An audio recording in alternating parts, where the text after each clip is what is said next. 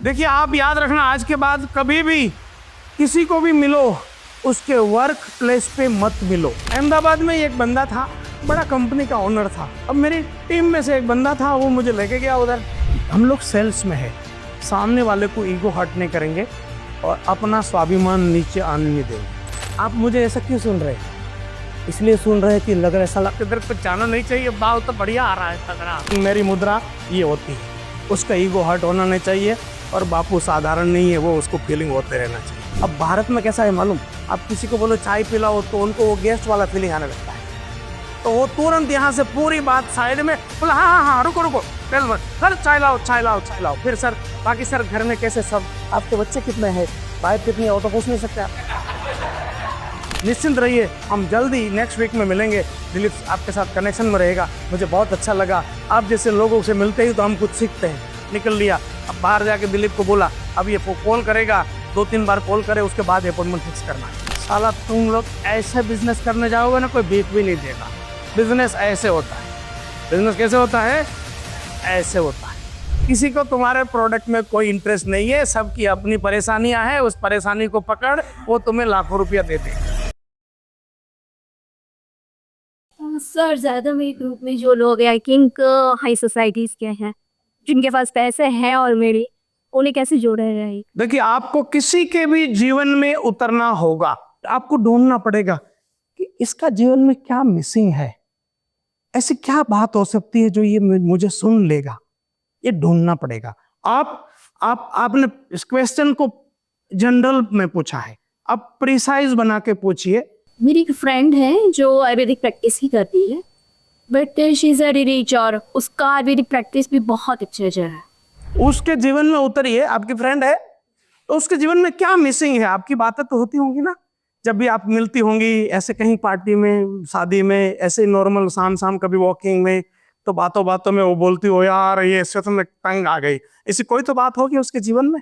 अभी तक तो सुनी नहीं है।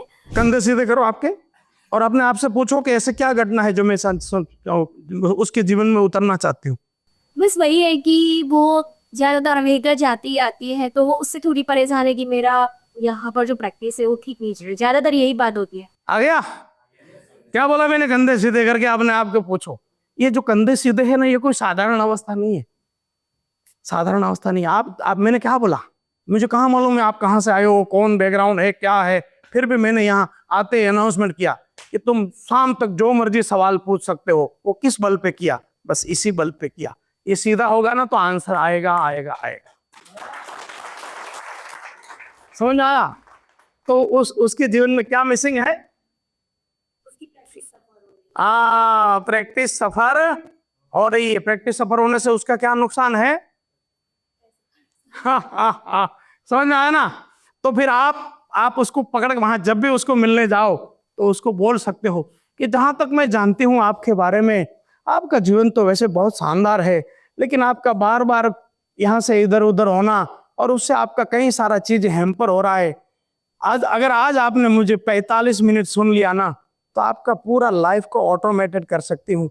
आप ये प्रोजेक्ट है ना, ये ऑटोमेटेड करके देगा आपकी लाइफ को। आप अमेरिका रहो, यहाँ रहो, आपका कोई भी काम हैम्पर नहीं होगा। अब क्या करेगी वो? हाँ सुनाई, समझ में आया?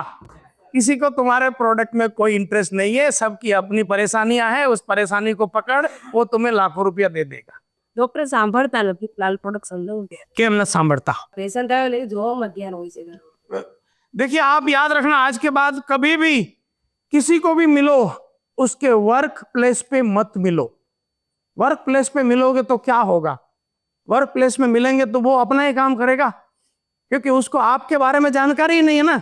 सर मैं इतना हरामी बंदा था जब सेल्स में था, वो बंदा अगर थोड़ा भी ध्यान भटकाए मैं प्लान बंद कर देता था, प्लान बंद कर देता था। इसको आना चाहिए आपको। एक कहानी है, बताऊं क्या? कई साल पहले अहमदाबाद में एक बंदा था, बड़ा कंपनी का ओनर था। अब मेरी टीम में से एक बंदा था, वो मुझे लेके गया उधर। अपने अपलाइन है तो टीम के साथ जाना पड़ेगा, तो गया। जैसे ही वहां गया तो वो बंदा अपना लैपटॉप खोल के बैठा है और मुझे सुन रहा है। एक आध मिनट मैंने बात करी, मैंने लैपटॉप बंद कर दिया। मैंने बोला सर माफ करिएगा, मैं अभी प्रेजेंटेशन नहीं बता पाऊंगा। आपको याद क्या रखना होगा, हम लोग सेल्स में है, सामने वाले को ईगो हर्ट नहीं करेंगे और अपना स्वाभिमान नीचे आने नहीं देंगे। ये आपको लाइन आना चाहिए। तो मैंने क्या किया, मैं बोला सर ये मेरा स्टाइल है, ये स्टाइल बहुत काम आता है। मैं बोला सर माफ करिएगा, मैं अभी प्रेजेंटेशन नहीं दिखा पाऊंगा। बोला क्या हो गया? बोला सर आप यहां सुन नहीं रहे हो, फिर मैं कैसे बता पाऊंगा। बोला आप लोग इसीलिए फेल हो रहे हो, आप ऐसा क्यों सोचते हो कि मैं आपको कंटिन्यू देखना चाहिए। मैं बोला सर माफ करिएगा, थोड़ा कहीं गलती हो रहा है। आपको किसने बताया कि मैं सफल नहीं हो रहा हूं? मेरा हाथ किधर है? सर आपको किसने बताया? मेरा चेहरा देखिए, समझ में आया? आपको किसने बताया कि सर मैं सफल नहीं हो रहा हूं? सर मेरे साथ जो आया था बंदा, उसका नाम था दिलीप। मैं बोला सर दिलीप जैसे 32,000 लोगों के जीवन में कुछ न कुछ कर रहा हूं पूरे भारत भर में, मैं बहुत ही सफल इंसान हूं सर।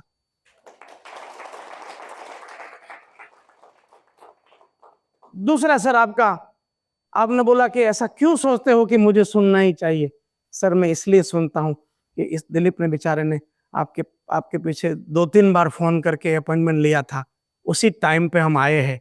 अपॉइंटमेंट लेने के बाद जब आए हैं तब आप आधा घंटा हमें सुने, उतना तो हम अपेक्षा करेंगे सर। फिर उसने कई सारी बातें करी, मैंने बातें करी, अपने बात को लंबी चली काफी। लेकिन मेरी मुद्रा ये होती है, उसका ईगो हर्ट होना नहीं चाहिए और बापू साधारण नहीं है, वो उसको फीलिंग होते रहना चाहिए।